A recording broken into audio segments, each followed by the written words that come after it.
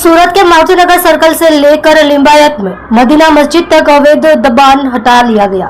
सूरत के Limbayat south east zone में TP 39 मारुतिनगर circle से मदीना मस्जिद तक 18 मीटर के दोनों साइड की सड़क पर लिंबायत जोन के दोनों तरफ से कच्चा पक्का अवैध दबान हटाया जा रहा है।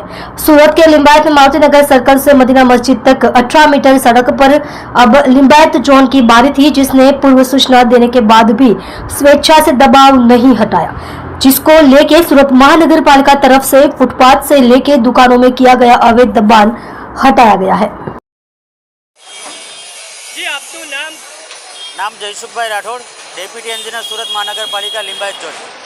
સાહેબ, કયો વિસ્તારમાં કઈ જગ્યા દબાણ ખાતાનું કામગીરી ચાલી રહી છે અને કેટલી દુકાનોને દબાણ? અત્યારે હાલમાં ટીપી 39 સુધીના લિંબાયતમાં મારુતિનગર સર્કલથી મદીના મસ્જિદ સુધીના આપણા 18 મીટર પહોળાઈના ટીપી રસ્તા ઉપર આપણે દબાણની ડ્રાઈવ લેવામાં આવેલી છે આજે, જેના ભાગરૂપે સુરત મહાનગરપાલિકાના 60 થી 70 જણાનો સ્ટાફ તેમજ પોલીસ ખાતાના પીઆઈ શ્રી તથા ડી સ્ટાફના માણસો સાથે આજે આ ડ્રાઈવ હાથ ધરવામાં આવેલી છે, જેમાં રોડ ઉપરના કાચા પાકા દબાણો દૂર કરવાની કામગીરી હાથ કરવામાં આવેલી છે। આ કામગીરી કેટલા દિવસ ચાલશે સાહેબ ને બીજી વાત કામગીરી આજથી શરૂઆત કરેલી છે। પિરિયોડિકલી અને કામગીરી દર વીકલીથી 15 દિવસના ગાળામાં બી આ કામગીરી રૂટીનના કામગીરીના ભાગરૂપે ચાલુ રાખવામાં આવશે। સાહેબ, આજે તમે આ દબાણ કર્યો છે એ લોકોને શું મેસેજ આપવા માંગશો તમે બધા? મેસેજ તો એ લોકો સમજી જ ગયા હશે।